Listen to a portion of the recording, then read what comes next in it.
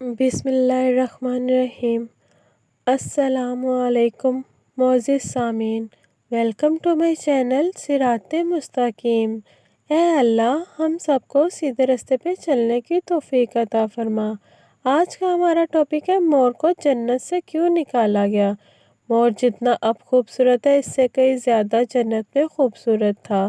مور کی خوبصورتی پہ سبھی پرندے فدا تھے، لیکن ان سب خوبیوں کے باوجود مور سے ایسی کون سی خطا ہو گئی تھی جس سے اللہ تبارک و تعالیٰ نے مور کو جنت سے نکال دیا۔ اللہ تبارک و تعالیٰ نے جب حضرت آدم علیہ السلام اور اماں حوا کو پیدا فرمایا، اس کے بعد ان کو جنت میں بھیج دیا۔ وہ دونوں جنت میں بہت ہی پرسکون رہتے تھے، بہت ہی لذیذ میوے کھایا کرتے تھے، لیکن ایک اناج جس کو کھانے سے اللہ پاک نے انہیں منع فرمایا اور وہ اناج گندم تھا، چونکہ شیطان حضرت آدم علیہ السلام کی وجہ سے ہی جنت سے نکالا جا چکا تھا۔ اسی وجہ سے شیطان کی حضرت آدم علیہ السلام سے دشمنی ہو گئی تھی۔ شیطان یہ چاہتا تھا کہ وہ کسی بھی طرح حضرت آدم علیہ السلام کو جنت سے نکال دے اور ساتھ میں اماں حوا کو بھی جنت سے نکال دے۔ جب شیطان کو یہ خبر ہوئی کہ حضرت آدم علیہ السلام کو تمام میوے کھانے کی اجازت ہے لیکن گندم کھانے کی اجازت نہیں ہے، تو شیطان انتقام کی آگ دل میں لیے جنت کے دروازے کے پاس بیٹھ گیا اور 300 سال تک وہاں پر بیٹھا رہا کہ کوئی جنت کے دروازے سے باہر آئے اور شیطان اس سے بات کر سکے۔ ایک دن اچانک سے مور جنت سے باہر آ گیا۔ شیطان اس کو دیکھتے ہی بہت خوش ہو گیا۔ شیطان نے پوچھا، اے خوبصورت پرندے تم کون ہو؟ مور بولا، میں مور ہوں، اب تم اپنا تعارف کراؤ۔ شیطان نے جواب دیا کہ میں عالم قروبیہ کا ایک فرشتہ ہوں، میں اللہ پاک کی عبادت سے ایک پل بھی غافل نہیں ہوں، میں چاہتا ہوں کہ میں جنت میں جاؤں، وہاں کی نعمتوں کا اپنی آنکھوں سے مشاہدہ کروں۔ شیطان مور سے کہنے لگا کہ تم مجھے جنت کے اندر لے جاؤ، میں تمہیں 3 ایسی باتیں بتاؤں گا جس سے تمہیں ابدی زندگی حاصل ہو جائے گی، تمہیں بڑھاپا اور بیماری نہیں آئے گی، تم ہمیشہ جنت میں ہی رہو گے۔ شیطان کی یہ باتیں سن کر لالچ میں آ کر مور نے کہا کہ مجھ میں تو اتنی طاقت نہیں ہے کہ میں تمہیں جنت کے اندر لے جاؤں، لیکن ایک سانپ میرا دوست ہے، وہ شاید تمہاری مدد کر سکے۔ یہ کہہ کر مور سانپ کے پاس آیا، اس کو ساری بات بتائی۔ سانپ بھی شیطان کی باتوں سے بہت خوش ہو گیا۔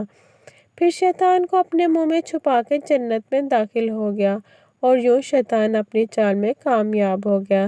جنت کے تمام نگہبانوں کو یہ معلوم تھا کہ شیطان یہ چال چل رہا ہے اور جنت میں داخل ہو چکا ہے۔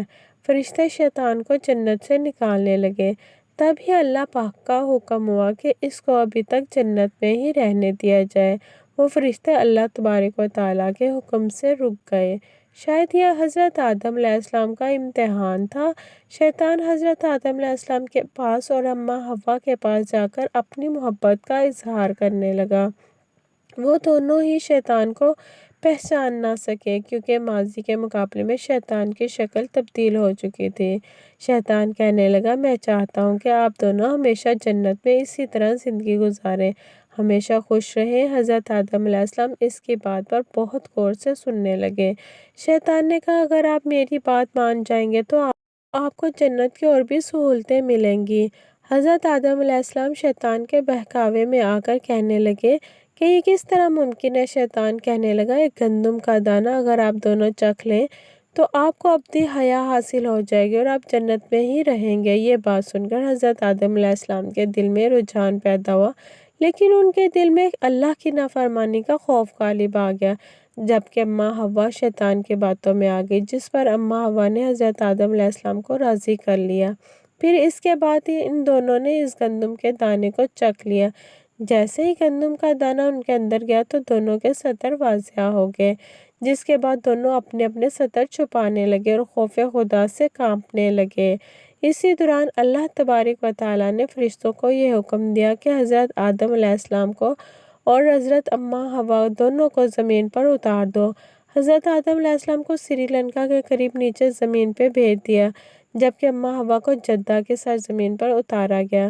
جن خوبصورت پیروں سے چل کر مور شیطان کو جنت کے اندر لے کر آیا تھا، وہی خوبصورت پاؤں اللہ تبارک و تعالیٰ نے مور سے لے لیے۔ سانپ جو اپنے منہ میں شیطان کو چھپا کر لایا تھا، اس کے منہ کی خوبصورت خوشبو کو چھین کر اس میں زہر ڈال دیا گیا۔ پھر مور کے ساتھ سانپ کو بھی جنت سے نکال دیا گیا۔ ملتے ہیں نیکسٹ ویڈیو میں۔ Thank you for watching. اگر میری ویڈیو اچھی لگی ہو تو چینل کو لائک کریں، سبسکرائب کریں اور شیئر کریں۔ جزاک اللہ خیرہ۔